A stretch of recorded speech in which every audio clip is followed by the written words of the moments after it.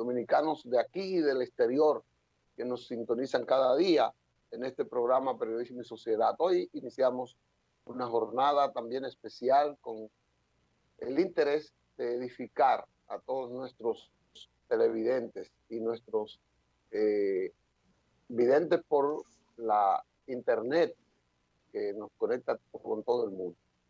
Gracias a Dios que estamos de nuevo con ustedes y podemos interactuar en este espacio y poder discernir sobre muchos temas que nos inquietan. Tenemos una presentación especial. Buenos días, Isidro Toro, primero.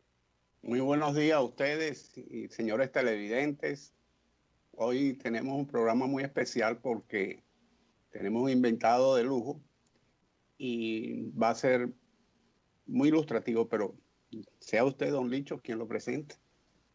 Correcto. Está el Senado examinando los potenciales miembros de la próxima Junta Central Electoral y ha abierto la puerta para que los aspirantes, los postulantes depositen sus hojas de vida.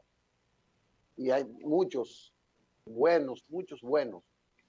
Nosotros tenemos uno hoy que lo vamos a entrevistar, que para nosotros es uno de los mejores postulantes por su trayectoria de vida, un hombre con una moral acrisolada, con una carrera profesional bastante dilatada. Ya fue miembro, presidente de la Cámara de Cuentas de la República Dominicana y quedó ahí con una imagen individual particular muy respetable. Se trata de Andrés Terrero, un hombre que ha venido labrando su vida con esfuerzo, con esa seriedad y esa honestidad. Yo siempre le manifiesto mi respeto. Es un gran amigo que tengo en él y yo me siento ser su amigo. Don Andrés Terrero, muy buenos días. Buenos días, don Andrés Matos y don Isidro Toro. Muchas gracias por sus palabras y me siento muy contento de poder interactuar con ustedes y con sus televidentes y los que están también en las redes sociales. Aquí estamos disponibles para lo que ustedes entiendan que podemos apoyar. Andrés, con usted podemos hablar de tantas cosas, podemos hablar de las aspiraciones, pero eso es una parte nada más. Porque nos gustaría después hablar del rol de la Cámara de Cuentas, de su alcance, de cómo en su historia este organismo ha jugado su rol con deficiencias y con altas, pero cómo debe hacerlo también. Así que vamos a hablar primero de lo que ha sido la Cámara de Cuentas para que después hablemos de la parte electoral. Usted fue presidente de ese organismo. Ese organismo está ahora mismo un poco cuestionado porque la sociedad no se siente como identificada con los resultados de su labor, de sus investigaciones. Se ve como que hay cosas que se dicen, cosas que se ocultan, no hay como una agenda profunda para descubrir el enriquecimiento ilícito. No, háblenos de eso, de la Cámara de Cuentas como tal. Muy bien, vamos a hablar de la Cámara de Cuentas en su conjunto, sin hablar de las gestiones específicas. No queremos... Sí. Además, no tengo por qué adentrarme a lo que posiblemente esté pasando o criticando. Pero la Cámara de Cuentas es el órgano fiscalizador superior del Estado Dominicano que adquirió, diríamos que, importancia, lamentablemente, en el año 2004. 2004 porque fue donde se promulgó la ley que le daba autonomía e independencia financiera y de acción a la Cámara de Cuentas, porque aunque es una entidad que nació prácticamente con la República, no tenía valor para nada y realmente los gobernantes la tenían básicamente para cumplir un rol fundamental constitucional, que es el que la Cámara de Cuentas actúa como comisario de cuentas, para que la gente lo entienda, haciendo al final de cada año un informe al Congreso que incluye la evaluación del presupuesto nacional del Estado y las auditorías que pudo haber hecho en ese año anterior. Con ese informe que se manda al Congreso y con una misión constitucional, el Congreso de la República tiene que dar sí o no el descargo al Poder Ejecutivo de la ejecución de ese año. Eso es fundamental porque si eso no se hace, la gestión del gobernante o lo que están en el gobierno está en el aire y puede ser sujeto de cualquier demanda por cualquier persona o instrumento del Estado. Balaguer se preocupaba bastante por eso, y diríamos que otros presidentes, pero Balaguer siempre se ocupaba de eso. Pero la Cámara de Cuentas era la cenicienta del Estado. Y cuando nosotros entramos, y dije, hablo del 2004 porque ahí el Congreso hizo una buena labor con el Banco Interamericano de Desarrollo, el Banco Mundial, a la cabeza de doña Milagro Ortiz Bosch, y sacaron una ley que ya necesita transformación porque fue en el 2004, ya tiene 16 años. Requiere transformación, pero fue un gran avance. Pero ¿qué pasa? La Cámara de Cuentas, yo entró en el 2006, o sea, 2 años después de la ley, y hay que comenzar a poner en efecto los reglamentos y la propia ley que fue emitida. Pero el problema fundamental es de que el Estado, o diríamos el Ejecutivo, los ejecutivos que han estado y el Congreso, no han aquilatado la labor que tiene que hacer obligatoriamente constitucional la Cámara de Cuentas como órgano de control, que yo lo denominé como el poder de los poderes, porque la Cámara de Cuentas es un poder especial del Estado, un poder especial igual que la Junta Central Electoral. No son poderes, antes habían 3, ahora tenemos 5, con el Tribunal Constitucional y el Tribunal Superior Electoral, pero los otros 2 actúan independientemente, Junta Central Electoral y Cámara de Cuentas, como poderes especiales. Pero necesita del apoyo de recursos financieros. La propia ley, en un artículo, creo que el 23 o 25, si mal no recuerdo, conforma o da instrucción para conformar una comisión entre el Congreso de la República y la Cámara de Cuentas para trabajar en su propio presupuesto. Porque aunque tenga autonomía presupuestaria, si no le das el dinero, no le está haciendo nada. Y efectivamente, la crítica ha sido siempre, no en esta Cámara de Cuentas de ahora, sino en siempre, incluyendo las mías, las que yo presidí, de que no se hacían las auditorías a tiempo o la que requería la sociedad dominicana. Y eso tenía una razón fundamental. Al margen de que la gente piense en la política, en que quién lo selecciona, eso, para mí eso es un poco secundario. Más es de que no hay recursos para que la Cámara de Cuentas pueda contratar auditores de calidad y de cantidad de auditores y poder hacer la función para la cual tiene atribuciones conforme a la ley 1004. Pero ¿qué pasa? Que además de la ley 1004, en el 2014, o sea, hace 6 años, se le dio una función adicional a la Cámara de Cuentas, que fue la fiscalización y la revisión de las declaraciones juradas de los funcionarios. Y se creó una división especial en la ley 311-14 para esas funciones, pero no se le mandó los recursos. No tenía recursos en ese momento y le agregaron algo más que es sumamente importante para el fortalecimiento de la democracia, porque el control de la corrupción administrativa en el Estado es fundamental para el mantenimiento de la democracia, aunque la gente no lo pueda creer. Entonces, todo eso es posible. Nosotros catalogamos en el 2007, cuando hicimos el plan estratégico de la Cámara de Cuentas, que la Cámara de Cuentas era un fiasco para el Estado. Está escrito, Está escrito, El plan estratégico decía, el que nosotros hicimos con un experto internacional que se llama Ulises Guardiola, que la Cámara de Cuentas para nosotros era el fiasco para el Estado dominicano. ¿Por qué? Porque no satisfizo a la sociedad, todavía no lo ha hecho, para la labor por la cual fue creada, por falta de recursos. Hay voluntad política, quizás tú dices, bueno, voluntad de hacer las cosas, sí, pero la voluntad puede estar ahí, pero sin recursos no hay voluntad. ¿Qué cosas, Andrés, tiene que estipular o tiene estipulado la Cámara?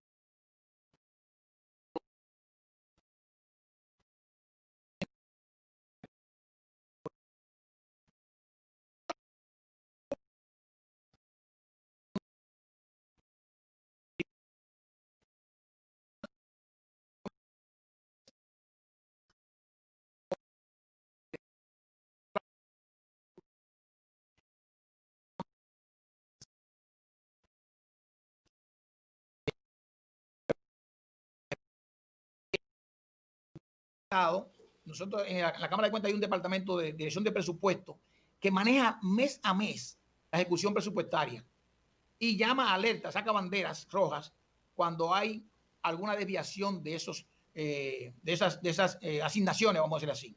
Antes, para mover recursos de un capítulo a otro, no había ninguna restricción, sino que el presidente lo ordenaba con el director del presupuesto y se hacía. Ya eso cambió, porque la Constitución de la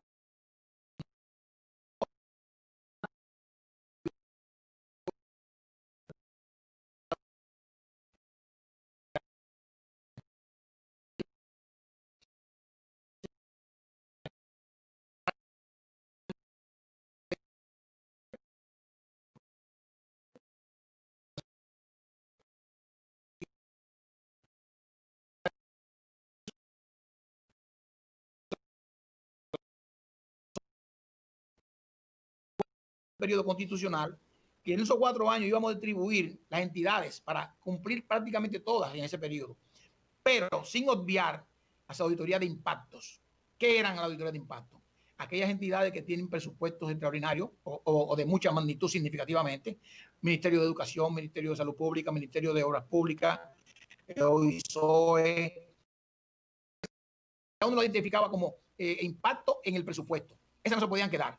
Entonces tú agregas a eso anualmente, pues ayuntamientos, pues direcciones generales y otras, y entidades privadas que reciben fondos públicos que también no pueden estar sueltas por ahí, para que sepa que hay controles externos, que es la función fundamental que dice la Constitución de la República en el artículo 248, que el control externo del Estado lo tiene exclusivamente la Cámara de Cuentas de la República Dominicana.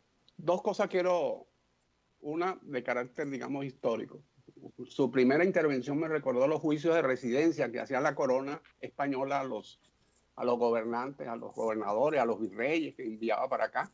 Correcto. Que hacer el juicio de residencia, imagínense, en esa época, desde España para acá, pasaban 2, 3, 5 años, y muchas veces se sancionaba, que sancionaron a muchos. Sí. Ya estaba muerto el gobernador, le había dado malaria o cualquier cosa. O sea, eran casi letra muerta. Así es. Lo segundo, usted dijo hace unos días que la Contraloría no puede auditar la gestión anterior. La Contraloría General de la República no puede auditar la gestión anterior. ¿Sobre qué se basa esa afirmación? Perfecto. Gracias por la pregunta. Pues también me da tiempo, oportunidad de esclarecerla bien claro. La Constitución de la República es clara. En el 2010, la Contraloría adquiere carácter constitucional. No lo tenía antes. En esta Constitución, en el artículo 247, yo tengo siempre la Constitución aquí a mi lado, siempre. En el artículo 247 habla de lo siguiente. Yo creo que es bueno leerlo para, digamos, que los televidentes se ubiquen bien. Artículo 247, control interno. La Contraloría General de la República es el órgano del Poder Ejecutivo, oigan bien, el órgano del Poder Ejecutivo, rector del control interno. Ejerce la fiscalización interna y la evaluación del debido recaudo, manejo, uso e inversión de los recursos públicos y autoriza las órdenes de pago. Oigan bien lo que dice la Constitución, y autoriza las órdenes de pago. Lo voy a explicar ahorita. Previa comprobación del cumplimiento de los trámites legales y administrativos de las instituciones bajo su ámbito de conformidad con la ley. Cuando dice que tiene la atribución de autorizar las órdenes de pago, es que todos los pagos que hacen los ministerios y las direcciones generales que dependen del Poder Ejecutivo tienen que ser aprobados previamente. Eso se llama control previo por la Contraloría de la República. Lo que quiere decir que todos los desembolsos y todos los contratos y todo, y la audición dice cualquier monto, no importa, todo. Ellos tienen una unidad que se llama Unidad de Auditoría Interna, UAI, que están en cada una de las dependencias. Y esos auditores, que a mucha gente le llaman auditores, porque joden, ¿verdad? Y a la gente le llama así, porque paran las cosas, o deben pararlas las cosas. Eso es lo que están malas, las paran. Correcto. ¿Verdad? Y preguntan, investigan. Entonces, si tú tienes el rol del control interno más, que significa que evaluar los sistemas de control interno, prepararlo, darle seguimiento, y tú también eres el que autoriza los pagos, ¿cómo tú me vas a auditar tú mismo? Porque sería auditar de tú mismo. Y la función de la auditoría externa la tiene la Cámara de Cuentas exclusiva. Hay un tema, y es el tema de confianza en la Cámara de Cuentas. Yo pienso que eso era el tema de debate. Bueno, porque aquí se dice, bueno, que la Cámara de Cuentas es del gobierno pasado, por ejemplo. ¿Verdad? Pero eso se dice en todos los gobiernos, porque la facultad de nombrar la Cámara de Cuentas lo tenía primero el presidente de la República antes de la Constitución del 2010, una terna que él mandaba al Senado de la República directamente. Se cambió en el 2010 para que fuera La terna la hace la Cámara de Diputados y se la manda al Senado de la República. Tiene un mayor nivel de discrecionalidad y de independencia, pero si el gobierno de turno tiene la mayoría del Congreso, la gente va a asimilar que es una Cámara de Cuentas del Estado, del presidente de la República. No es así, yo no pienso que sea así. Pero si es un problema de confianza, esta Cámara de Cuentas de ahora le quedan meses, le quedan 5 o 6 meses para terminar su periodo. Entonces lo que hay que hacer es, y era mi llamado para evitar que el gobierno cometiera un error de mandar a auditarse utilizando firmas de contadores públicos independientes, violando su propia ley 1007, en caso de la de ellos la 1007 y la Cámara de Cuentas la 1004, y la Constitución de la República, que le habla claramente en el artículo 247 del rol de la Contraloría de la República. El auditor interno del Estado, pero del Poder Ejecutivo, es la Contraloría de la República. Del Poder Ejecutivo, acuérdense que ese es un poder del Estado. Los demás son poderes separados. Y el rol del control externo, que es el auditor externo del Estado, lo tiene la Cámara de Cuentas de la República. Sencillo. Andrés, por la descripción que ha hecho, entonces la Contraloría pudiera ser también enjuiciada en una deficiencia del control interno, de permitir la emisión de fondos sin el debido proceso. Técnicamente, si encontramos debilidades que implican indicios de responsabilidades penales en una auditoría que haga la Cámara de Cuentas, se supone que ellos deben tener en ese informe un inciso crítico de la labor de la Contraloría de la República en esa dependencia. Porque todo lo que se hizo fue previamente aprobado por ellos. Ahora bien, yo puedo como auditor aprobar un desembolso, ¿verdad? Un contrato, y que lo revisé bien. Quizá la ejecución y el seguimiento, pues tendría que tener otra materia. Y ahí lo que habría que evaluar es los hechos. ¿Quién participó? Necesariamente no es la Contraloría. A veces son los propios auditores. Los propios auditores que todos ganan poco salario. Tanto lo de la Contraloría como la Cámara de Cuentas. Cada auditor, independientemente de las condiciones que pueda que tenga para desempeñar su función, cada auditor es la Contraloría. Es así. Me permite un break, un paréntesis, perdone. La Contraloría trabaja sobre testimonios que le entregan, papeles, etcétera, las unidades de Contraloría en las instituciones, pero no hace un control concomitante, o sea, no le hace un seguimiento. Lo que usted dice, se autoriza un pago, pero no revisa si el asfalto que eran 5 centímetros le colocaron 2 centímetros, etcétera, etcétera. No tiene los elementos para hacer ese control concomitante. Por eso mismo, es así. Primero es control previo y control interno.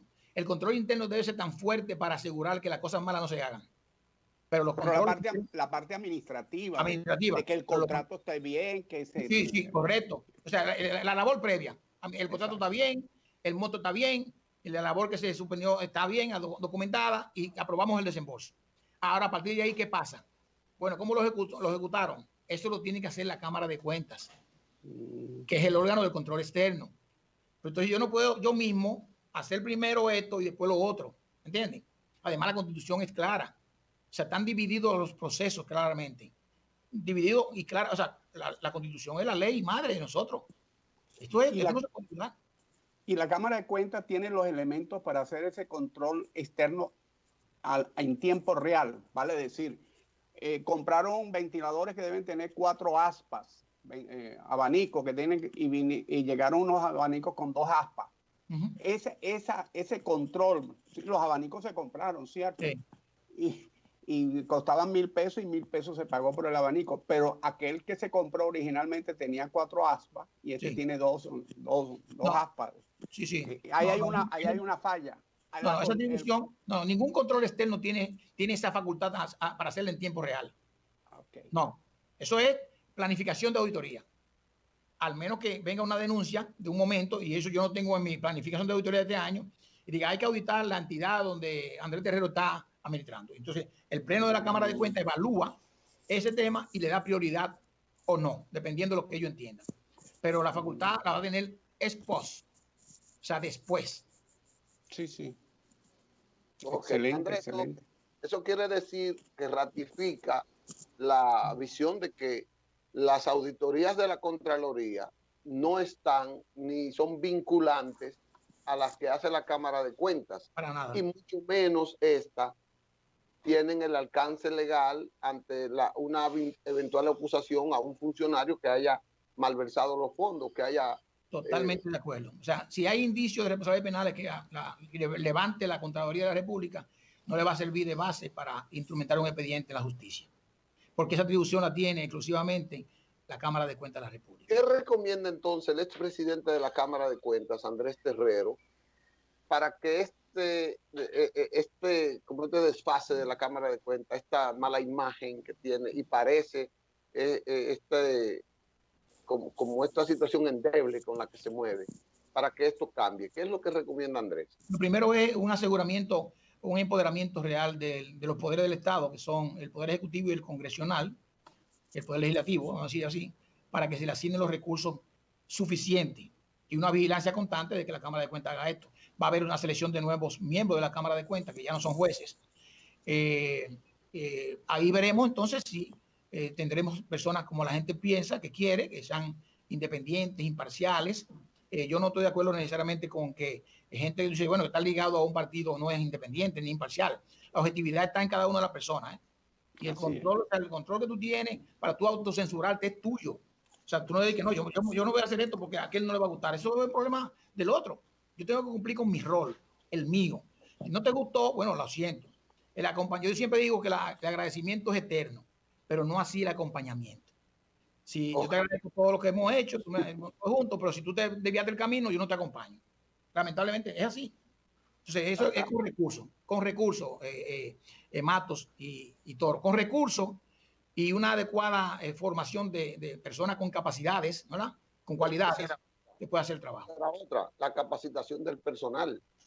Sí, pero todos recursos, o sea, en la Cámara de Cuentas se capacitan, y hay inclusive cursos internacionales, pero todo eso cuesta. Todo eso cuesta. Y además equipamientos. Miren, señores, en el año 2007, siendo yo presidente, hicimos el presupuesto para el 2008, y el presupuesto que nosotros sometimos al Congreso y lo compartimos con todos los periodistas fue de 1.100 millones de pesos en el 2008. Eso hace 12 años. ¿Y sabe cuánto nos aprobaron? 385 millones. Sí, y yo creo que todavía hoy no llega a 700 millones de pesos el presupuesto. Tiene que haber voluntad política. ¿Es suficiente? Del partido gobernante, si tiene mayoría, del partido, tiene que haber voluntad política del partido gobernante si tiene mayoría en el Congreso para aprobarle los presupuestos. Pero aunque no tenga mayoría, vamos a suponer que debe haber conciencia de todos, de los legisladores, del colectivo, de todas las bancadas. Sí, exacto. Porque es que hay que darle importancia a eso. Yo les aseguro a ustedes, señores, que con mayor presupuesto y con mayor calidad y gente confiable, que la gente piense que ellos lo hacen bien, la corrupción se va a minimizar. Nunca va a desaparecer, ¿eh? No. Va a minimizarse. Vamos a mitigar la corrupción. ¿Okay? Eso es consustancial al ser humano. Lamentablemente.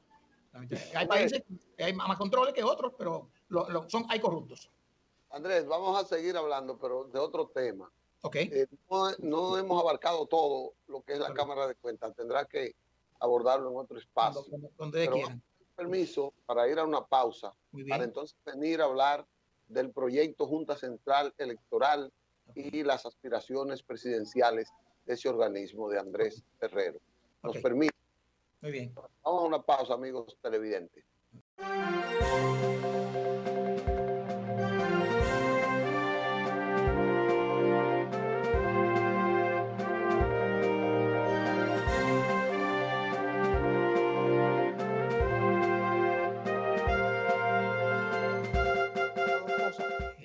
Y no sabe el aporte que puede hacer la Junta en cuanto a gobernabilidad, en cuanto a modificación de leyes, en cuanto a actualización de los sistemas de participación de los ciudadanos en el día a día, democratización de los partidos.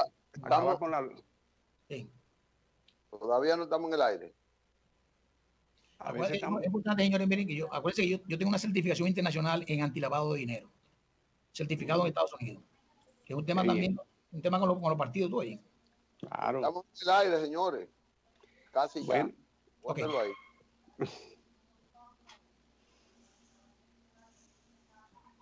Bueno.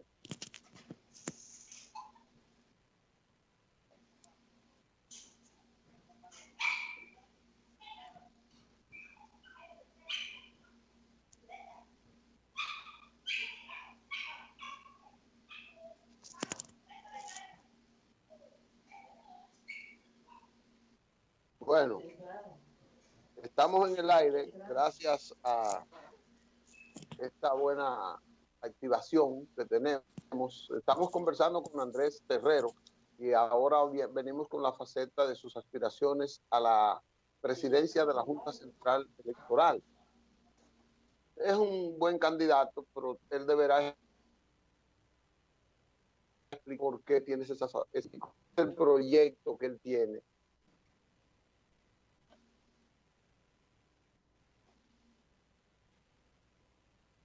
Tiene problemas, don Licho. Bueno, sí, pero sí. Le dejo una pregunta y el que tenga problemas no es obvio para que usted no la conteste. Ok. Estamos.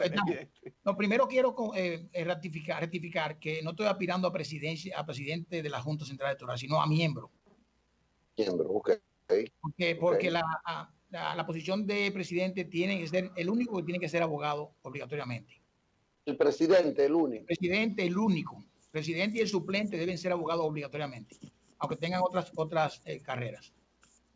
Yo estoy aspirando, está aspirando a ser miembro, no a presidente, por la condición de no ser abogado. Correcto.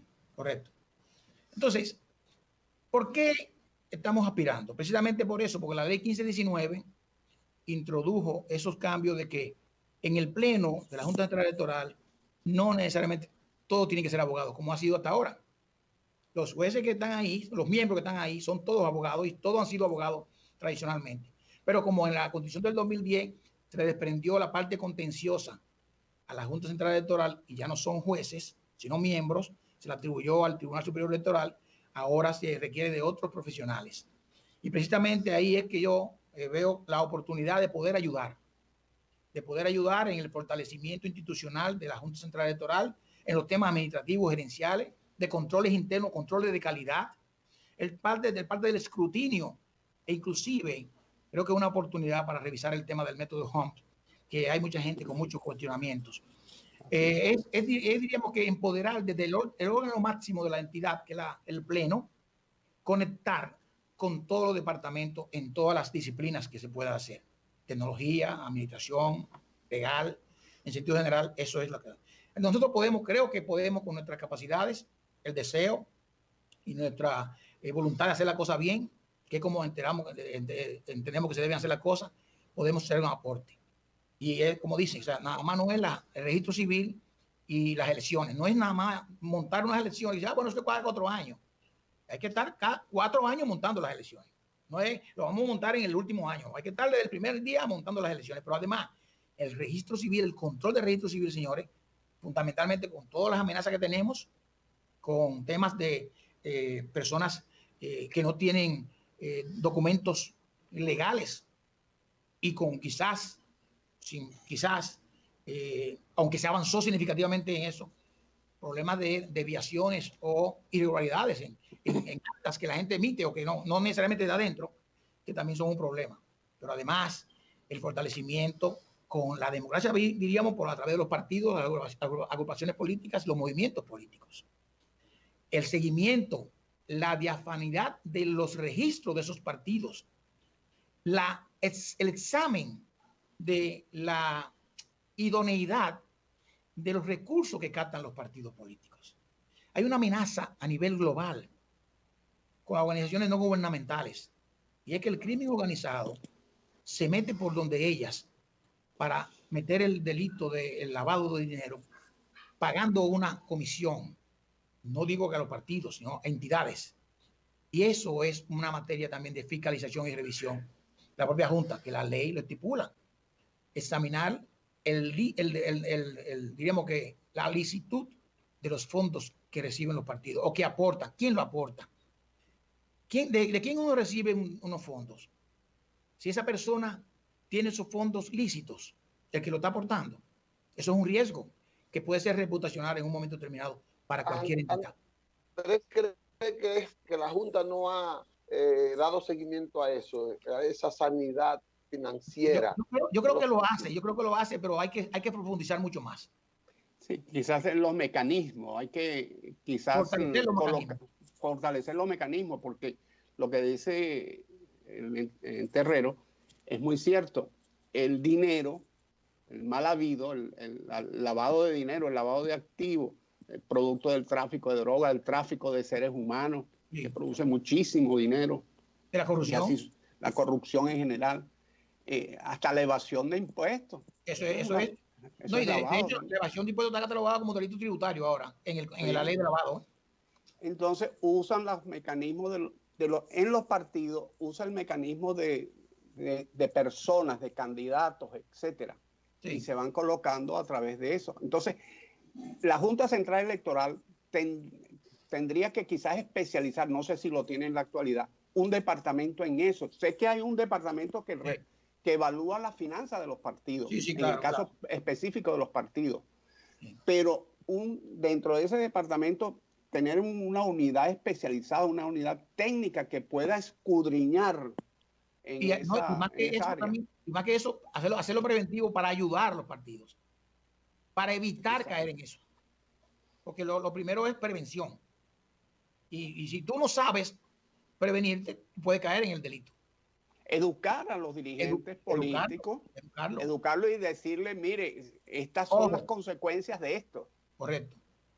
Y la forma, el pitufeo, por ejemplo, que es un sistema muy utilizado en lavado de activos. Distribuir. Exacto.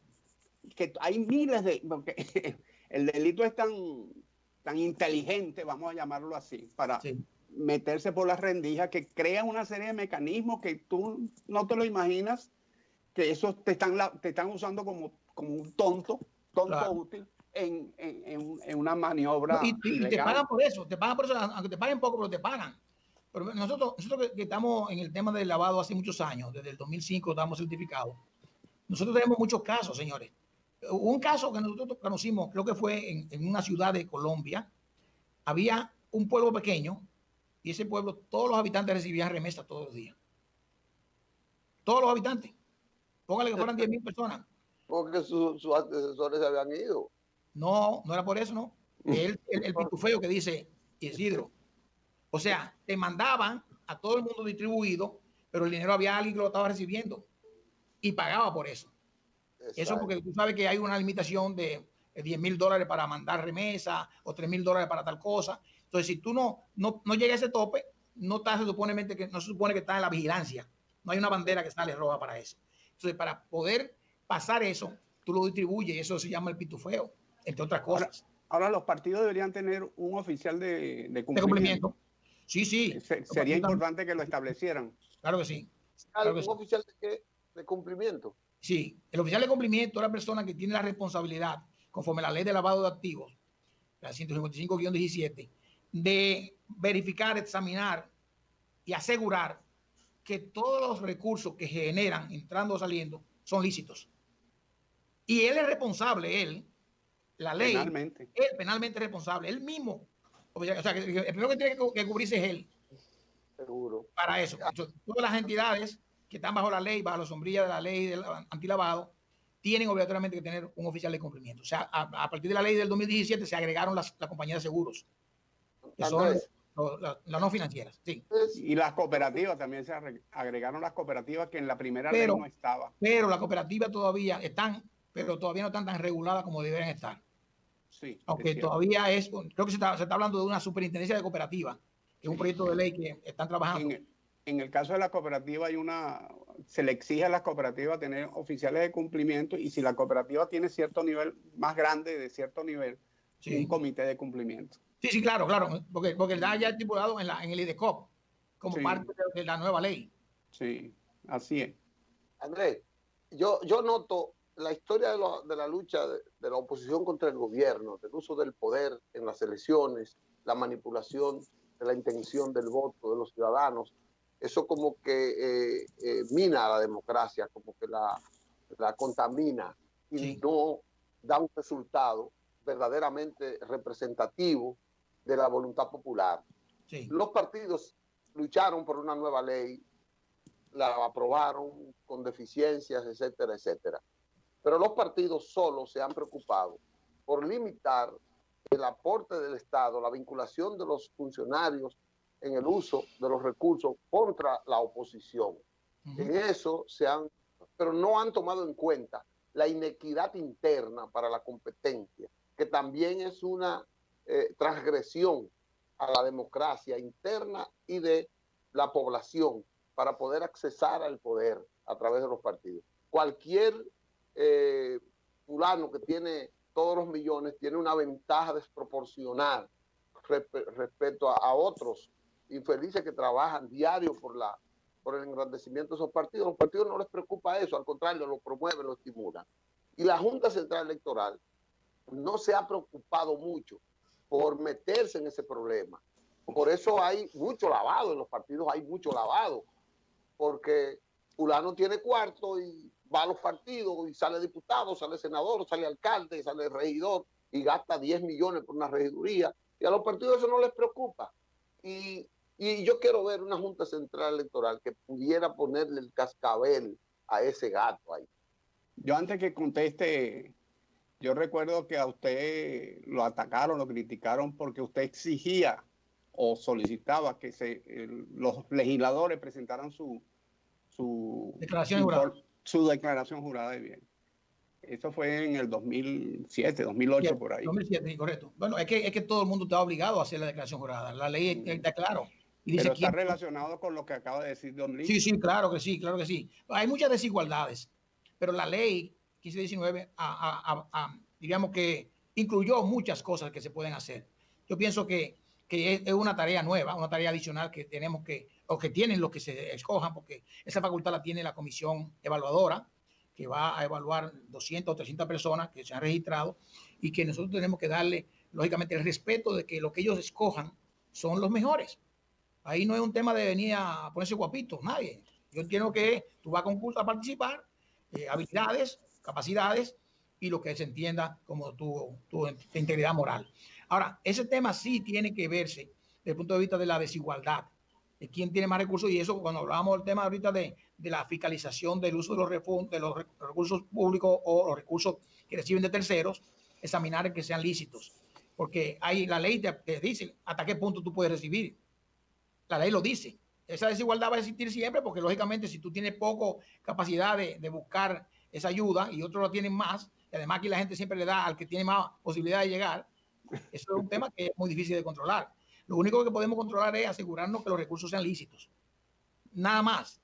Lícitos y que cumplan con lo que dice el tope que dice la ley. Porque la ley tiene un tope para la campaña. Si eso se pasa, entonces hay que sacar la bandera, llamar la atención, sancionar, al que sea, cumplir el rol.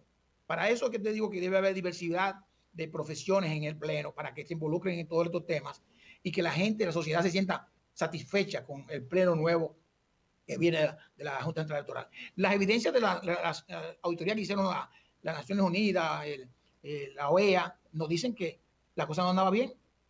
Eso lo dicen los informes. No es un tema de que estamos adivinando. Hay unos informes ahí que determinan debilidades de controles internos y debilidades de calidad bastante graves. Eso tiene que parar. Y para eso es la idea de que la nueva Junta se comprometa, los que escojan, a hacerlo mejor. ¿Con qué cuenta Andrés para ser miembro de la Junta? Bueno, ¿Tiene fuerzas políticas detrás? ¿Tiene fuerzas sociales detrás? ¿O cuenta solo con su historial? Mira, yo creo que yo cuento con todo. ¿Verdad? Veremos después los resultados. Porque yo no soy político, no estoy en ningún partido, pero soy amigo de todos los políticos. A mí todos los políticos, yo siento que me respetan todos. Entonces, hay empresarios, asociaciones de empresas, hay religiosos, tanto de la católica como de los evangélicos, entidades de deportivas, que yo he estado ligado al baloncesto por muchos años, entidades caritativas, yo estaba en la Cruz Roja Dominicana por muchos años, 33 años tengo en la Cruz Roja Dominicana, entidad honorífica, y muchas personas físicas que han mandado su correspondencia directamente a la Comisión del Senado apoyando mi postulación. O sea, contamos con todos y con mis capacidades y mi hoja de vida, que, bueno, está ahí. ¿Considera que las juntas anteriores, sobre todo esta, cómo la evalúa? Bueno, yo pienso que la Junta tenía 5 personas muy serias, desde el punto de vista personal muy serio, y tenían también su intención, interés de hacerlo bien. Pero ocurrieron errores que necesariamente no están en la responsabilidad de los dirigentes del Pleno. Ocurrieron cosas a lo interno, en el sistema de informática, que lo dicen los expertos que analizaron eso. Es una, diríamos que, mala suerte de gente con capacidades y con residumbre moral y que ocurriera lo que ocurrió. Eso dejó una mancha a esas elecciones, comenzando de la primaria, que la gente ha dicho que no estuvieron conformes. Pero yo pienso que la gente que estaban ahí tenía la calidad moral, ética para hacer un buen trabajo. La educación electoral, ¿qué piensa usted? Ay, perdón. ¿Sí?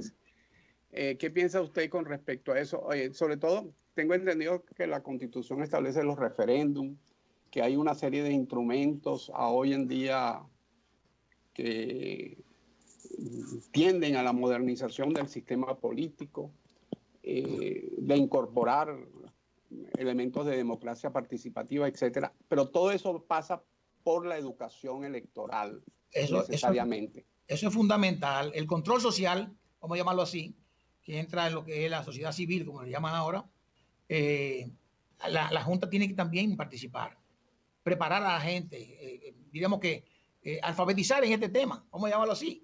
Sí. Porque nada más nos preocupamos al último día o 2 meses antes que hacen por ejemplo, un simulacro de tal cosa. Pero hay mucha gente, inclusive, que desde el punto de vista personal, ni está preparado para votar. Pero y también una educación fuera del periodo electoral per se, o sea, claro. En ese proceso de formación de los 4 años. Es que debería ser, Isidro, formación continua. Y más, señores, enfocarnos en la población y en lo que van a administrar el proceso. Acuérdate que nosotros tenemos la gente que trabaja en las mesas, el presidente de mesa, secretario de mesa, vocales.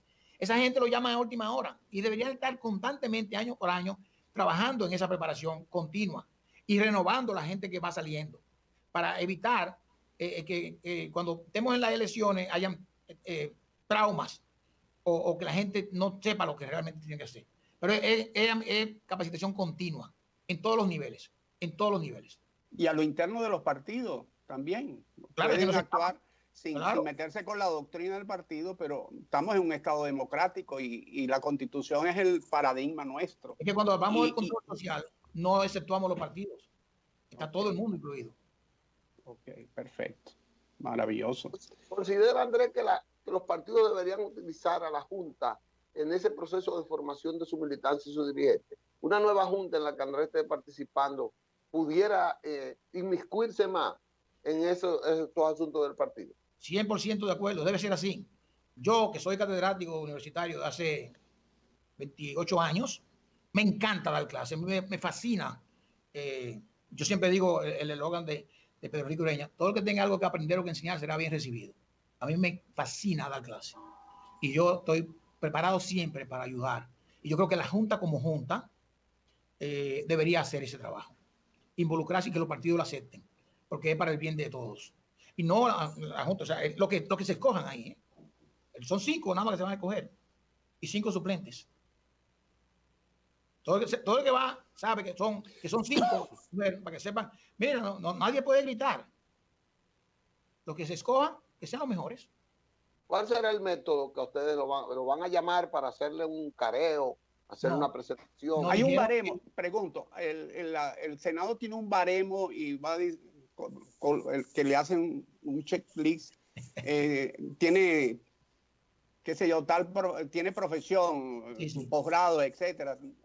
Bueno, yo entiendo, y esa es buena pregunta, y mucha gente a lo mejor no conoce la palabra baremo, o sea, es un método de evaluación, de cuantificar cosas, pero yo pienso que ellos tienen un proceso primero que van a agotar, que es desde ahora, esta semana, ellos van a revisar todos los currículums, ¿verdad? Y poner claro bien, y quién califica o no, porque la calificación no lo hace cuando tú vas a depositar, sino la hacen ellos. Ellos ahora tendrán que hacer una precalificación, ¿verdad? De gente que no califica o gente que no pasó.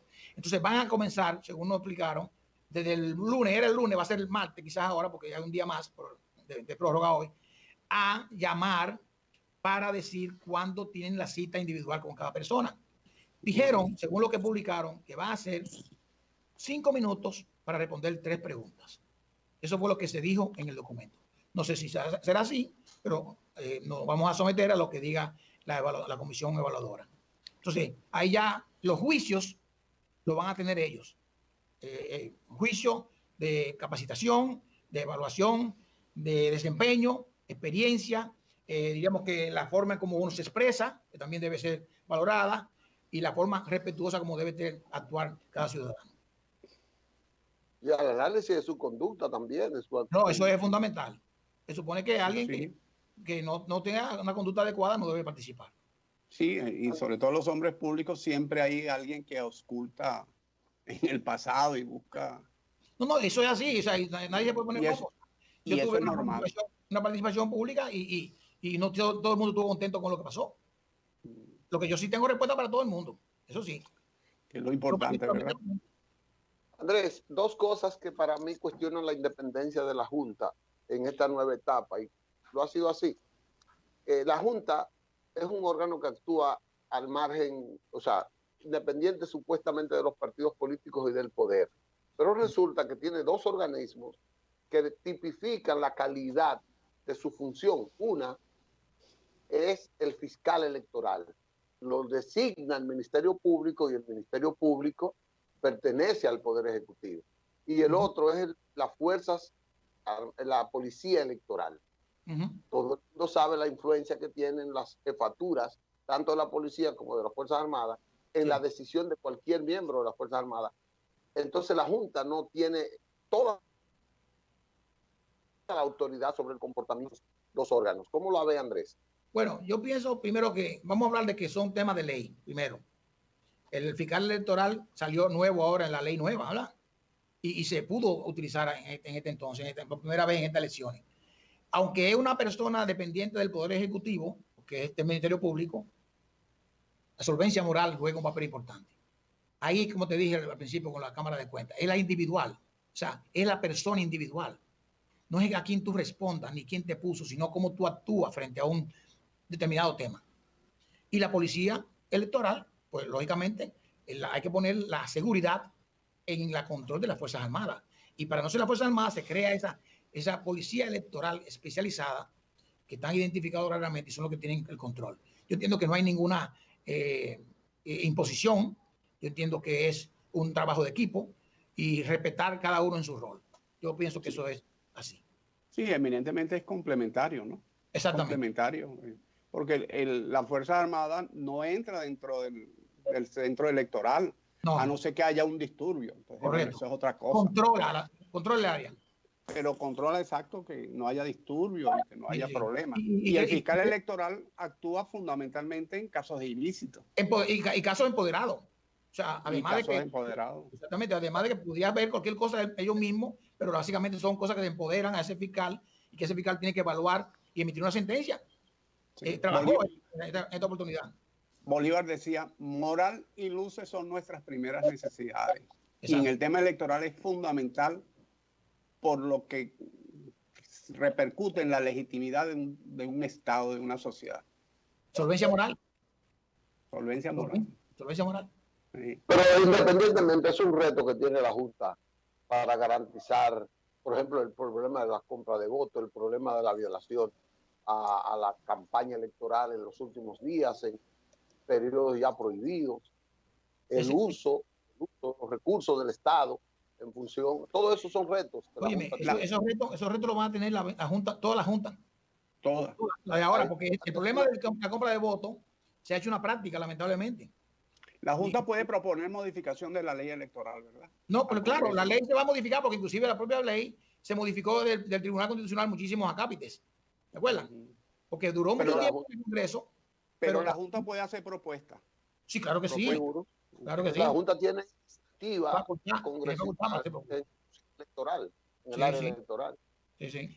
Y nos queda poco tiempo, pero ese método de home, yo creo que eso beneficia a los grandes partidos. Los dos grandes partidos se apropian del 60%, 70% del Congreso, o sea, el Senado.